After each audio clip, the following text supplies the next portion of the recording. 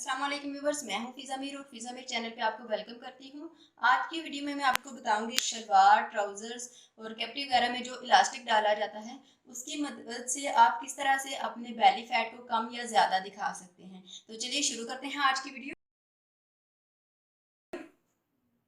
और उससे पहले अगर आपने अभी तक मेरा चैनल सब्सक्राइब नहीं किया, आप मेरे चैनल पे न्यू हैं, तो सब्सक्राइब के रेड बटन पे क्लिक करके मेरे चैनल को सब्सक्राइब कर लीजिए और साथ ही बेल आइकन को भी प्रेस कर लीजिए ताकि मेरी हर वीडियो आपको मिलती रहे। आप लोगों ने अक्सर देखा होगा कि अगर आप शलवार में बारीक इलास्टिक यूज करते हैं, जैसा कि ये वाली शलवार में यूज किया गया है, अगर इस तरह से आप इलास्टिक यूज करते हैं तो एक तो उसकी गिरा होती है, तो वो आगे फ्रंट वाली साइड पे आ जाती है आपके, और पेट जो है उसको नुमाया करती है थोड़ा। और आपकी मजबूरी ये होती है कि आप बैक साइड पे इसको नहीं कर सकते, क्योंकि अगर आप बैक साइड पे करते हैं तो जब आप लेटते हैं तो आपको चुभन होती है इससे, तो इसलिए आपको इसको फ्रंट पे करना होता है। और जब आप इसको फ्रंट साइड पे लेके आते हैं तो आपका पेट जो है वो थोड़ा बड़ा, इतना ज़्यादा बड़ा नज़र नहीं आता, लेकिन थोड़ा सा उसमें डिफरेंस ज़रूर आ जाता है। और दूसरी बात ये कि अगर आप ये वाला इलास्टिक यूज़ करते हैं तो इस तरह से सिलवटें बन जाती हैं, और आपकी जो बैक वाली साइड होती है, जब आप बैठते हैं तो बैक वाली साइड से कपड़ा जो है वो हट जाता है और साइडों पे चला जाता है या फिर फ्रंट पे चला जाता है, और बैक साइड जो है वो इस तरह से हो जाती है जैसे कि अभी आपको ये वाली शलवार में नजर आ रहा है। अब मैं आपको दूसरी शलवार दिखाऊंगी, ये वाली शलवार, और इसको अगर आप देखें तो इसका इलास्टिक साथ ही सिलाई किया गया है। तो इसका फायदा ये है कि अगर आप साथ ही सिलाई कर देते हैं तो आपको जो आपकी सिलवटें हैं वो अपनी जगह से हिलेंगी नहीं। तो अगर आप ये वाला इलास्टिक यूज करते हैं और इस तरह से शलवार में इलास्टिक डालते हैं, सिलाई के दौरान ही उसको डलवा लेते हैं, तो उसका फायदा ये होगा कि आपकी सिलवटें जो अपनी जगह पे रहेंगी और आपका बेली फैट जो है वो जितना है उतना ही नजर आएगा, उससे ज्यादा नजर नहीं आएगा, जैसे कि ये वाला इलास्टिक यूज करने से नजर आता है। तो व्यूवर्स, मैंने आपको दोनों इलास्टिक के फायदे और नुकसान बता दिए हैं। आगे आप लोगों की मर्जी है कि आप लोग कौन सा यूज करते हैं। वैसे मैं अगर मेरी बात करें तो मैं आपको रिकमेंड करूंगी कि आप इस तरह से सिलाई किया करें इलास्टिक को, साथ ही शलवार की सिलाई कर लिया करें। बेशक वो ये वाला बारीक इलास्टिक हो, लेकिन इस तरह से साथ ही सिलाई किया करें। और बातें बहुत सारी हो गई हैं, चलिए अब आते हैं वीडियो की तरफ। और अब मैं आपको सिखाऊंगी कि आप शलवार में इलास्टिक किस तरह से सिलाई कर सकते हैं। ये मैंने आसन की दोनों साइड्स पे सिलाई लगाई हुई है, यहाँ पर भी और यहाँ पर भी। और अब बात कर लेते हैं इलास्टिक की लंबाई और चौड़ाई की। अगर आप पैंट सिलाई कर रहे हैं तो उसके लिए 1.5 इंच यूज होता है, लेकिन शलवार, कैप्री, ट्राउजर वगैरह के लिए 1 इंच चौड़ा काफी होता है, और ये मैं 1 इंच चौड़ा इलास्टिक ले रही हूँ। अगर हम लेंथ की बात करें कि आपने इलास्टिक की लेंथ कितनी लेनी है, तो आपने अपनी वेस्ट को मेजर कर लें, जितनी आपकी वेस्ट होगी उसके 3 हिस्से जो हैं वो आप इलास्टिक लेंगे और चौथा हिस्सा जो है उसको छोड़ देंगे।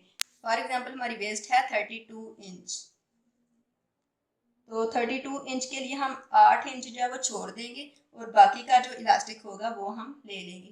तो उसके हिसाब से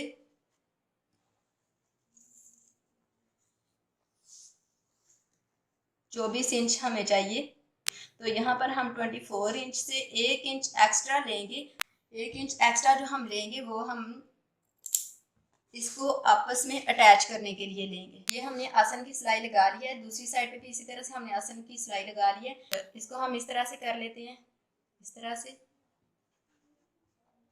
ये जो हमने इलास्टिक काट के रखा है लेंथ और विड्थ के हिसाब से, इसको हम इस तरह से पकड़ेंगे और इस तरह से हम कपड़े को अंदर की तरफ फोल्ड करेंगे, ये इस तरह से,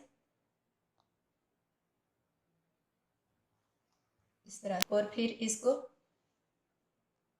इस तरह से अंदर की तरफ फोल्ड कर देंगे। चार्ट से हम इसको पिन लगा देते हैं और अब हम इसको यहाँ पर सिलाई लगाते जाएंगे। और अब हम इसको यहाँ पर सिलाई लगाते जाएंगे। इस तरह से हम कपड़े को साथ साथ अंदर फोल्ड करते जाएंगे।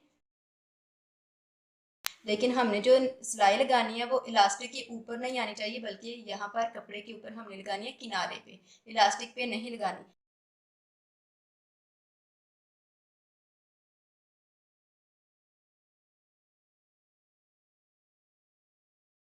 यहाँ पर अगर हम हाथ रखें तो हमें पता चल जाता है कि हमारा इलास्टिक जो है वो यहाँ पर है और हमारा जो कपड़ा है, कपड़े का किनारा है वो जो इधर है।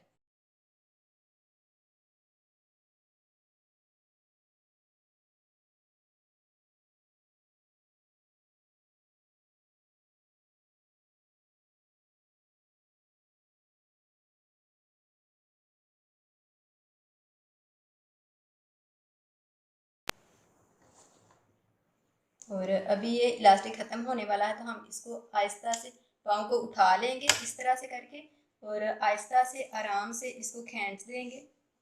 और इसको आराम से खींचना है, तेज़ी के साथ नहीं खींचना, क्योंकि अगर आप तेज़ी के साथ खींचेंगे तो यहाँ पर इसके अंदर जो है इलास्टिक टर्न हो सकता है, उसको बल पड़ सकता है।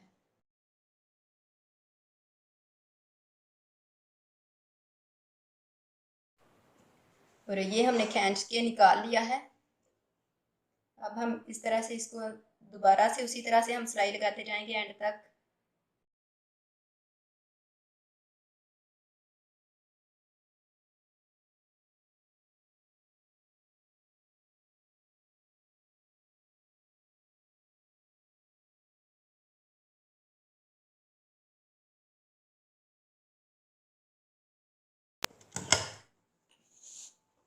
अभी एक दफ़ा फिर हमें इसको खींचना पड़ेगा।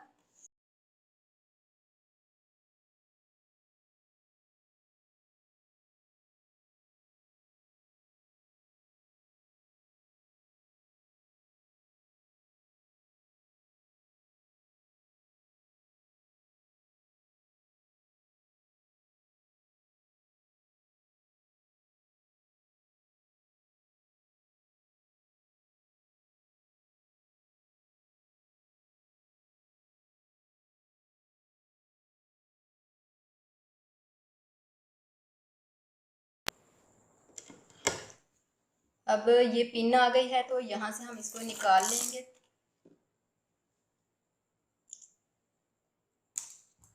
और पिन को भी हम निकाल लेंगे। पिन को निकालने के बाद ये जो इलास्टिक है जिसको हमने पिन के साथ रोक के रखा हुआ था, इसको हम, ये जो दूसरा इलास्टिक है, इन दोनों को अब हम आपस में इस तरह से मिला देंगे। अब हम यहाँ पर चेक कर लेंगे कि कोई सिलवट वगैरह तो नहीं पड़ी हुई इलास्टिक को इसके अंदर। अब हम इन दोनों सिरों को यहाँ से पकड़ेंगे और सिलाई लगा लेंगे।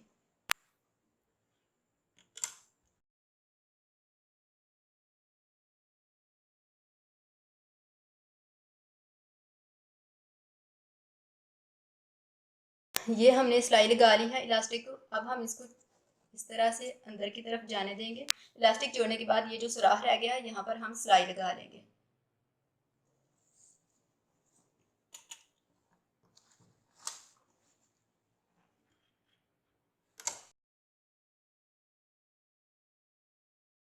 और ये देखें जी, यहाँ पर भी मैंने सिलाई लगा लिया और सुराख को भी मैंने बंद कर लिया है।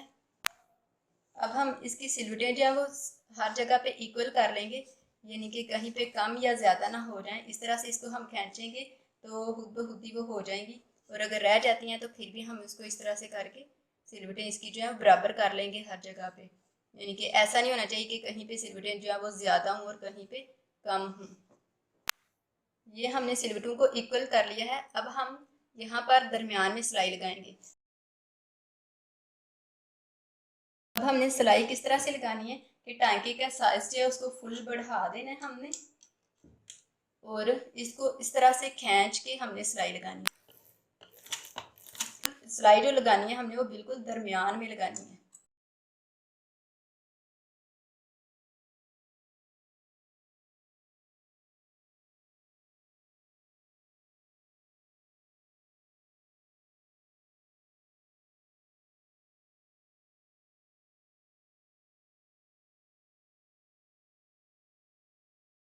कंप्लीट इसको हमने सिलाई कर लिया है। अगर कुछ समझ नहीं आई, कोई चीज़ समझ नहीं आई वीडियो में, तो आप लोग कमेंट करके पूछिए।